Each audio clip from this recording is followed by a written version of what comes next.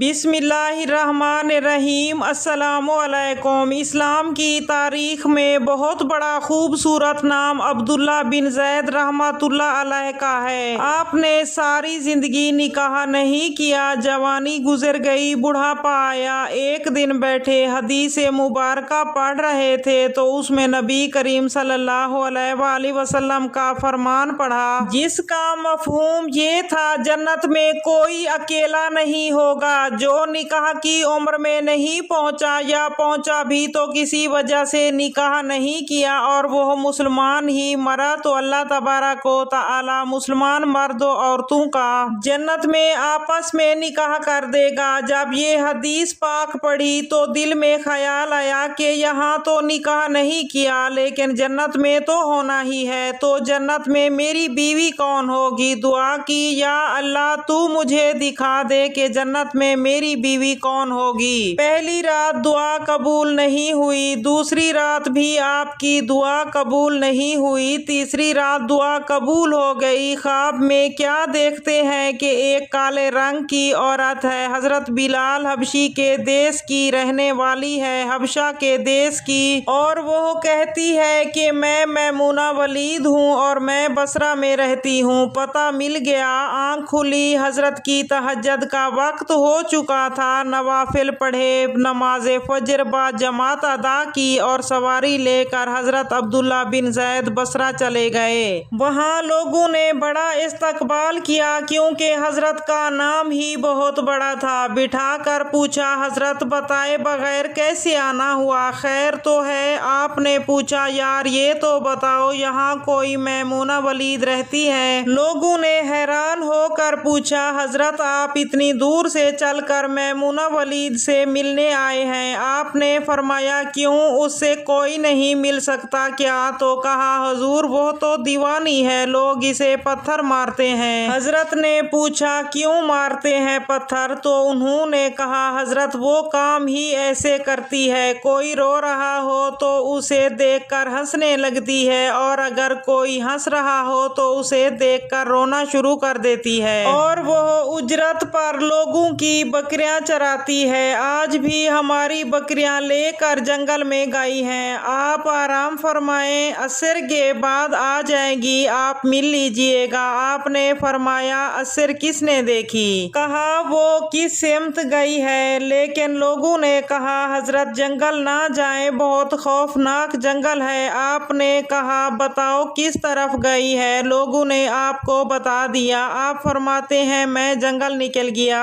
جنگل میں گیا تو واقعی جنگل بہت خوفناک تھا، جنگلی جانوروں کی بھرمار تھی، قدم قدم پر کوئی نہ کوئی خوفناک چیز کھڑی ہے۔ آپ فرماتے ہیں، اس عورت کی شان پر قربان جاؤں کہ وہ اس جنگل میں کس طرح بکریاں چرا رہی ہے، شیروں نے ابھی تک اس کی بکریوں کو کھایا کیوں نہیں؟ اتنے درندے ہیں، سارے مل کر حملہ کر دیں تو کیا کرے گی؟ یہ اکیلی عورت کس کس کو روکے گی؟ خیر، آپ فرماتے ہیں، وہ جگہ جہاں لوگوں نے مجھے بتائی تھی میں وہاں پر پہنچ گیا۔ جب میں وہاں پہنچا تو منظر دیکھ کر حیران رہ گیا۔ دو حیران کر دینے والے منظر تھے۔ پہلا، میمونہ ولید بکریاں نہیں چرا رہی تھی بلکہ جنگل میں جائے نماز بچھا کر نوافل پڑھ رہی تھی۔ بکریاں چرانا تو بہانہ تھا، یہ تو بہانہ تھا کنارہ کشی کا۔ لوگ یہی سمجھتے تھے کہ میمونہ ولید سارا دن بکریاں چراتی ہے لیکن میمونہ بکریاں نہیں چرا رہی تھی۔ دوسرا کیا دیکھا کہ میمونہ تو نماز پڑھ رہی ہے، پھر بکریاں کون چرا رہا ہے؟ بکریاں تو ایک جگہ نہیں رکتی، کئی بکریاں ادھر جاتی ہیں تو کئی بکریاں ادھر جاتی ہیں۔ آپ فرماتے ہیں کہ میمونہ نماز پڑھ رہی تھی اور شیر بکریاں چرا رہے تھے، بکریاں چر رہی ہیں، شیر ان کے ارد گرد گھوم رہے ہیں، اگر کوئی بکری بھاگتی ہے تو شیر اسے پکڑ کر واپس لے آتا ہے لیکن کہتا کچھ نہیں۔ آپ فرماتے ہیں، میں حیران و پریشان کھڑا تھا، یہ کیسے ہو گیا ہے؟ یہ فطرت کیسے بدل گئی؟ لوگ کہتے ہیں کہ فطرت نہیں بدلتی تو یہ شیروں اور بکریوں کی دوستی کیسے ہو گئی؟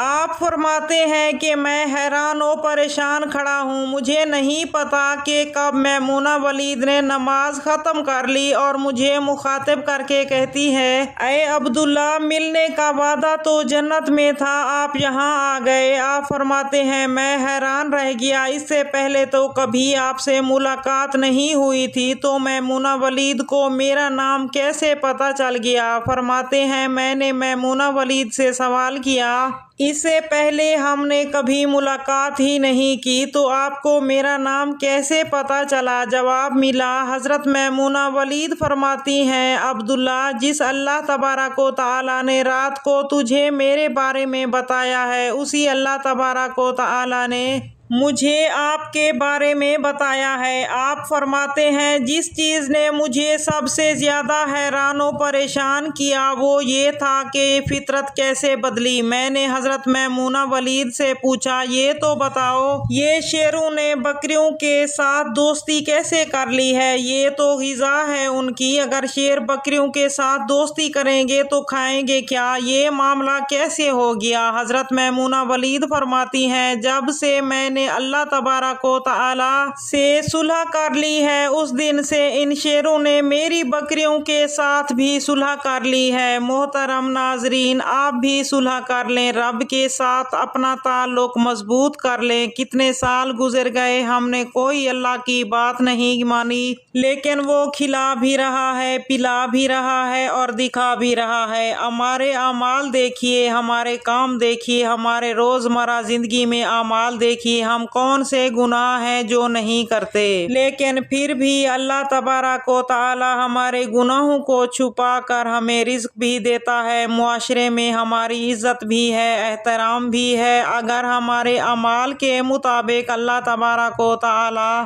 ہم کو دیتا تو آپ سوچئے ہمارا انجام کیا ہوتا، ہماری عزت کیا ہوتی، ہمارا وقار کیا ہوتا۔ لیکن کیا شان ہے پاک پروردگار کی کہ اس نے کبھی ہمارے اعمال کے مطابق ہمارے ساتھ برتاؤ نہیں کیا۔ ناظرین، اللہ تبارک و تعالی کی طرف رجوع کر لیجئے، اللہ پاک سے صلح کر لیجئے، زندگی کے تمام کام سنور جائیں گے، زندگی کی تمام مشکلات ختم ہو جائیں گی، زندگی کا ہر کام آپ کی خواہش کے مطابق ہوگا۔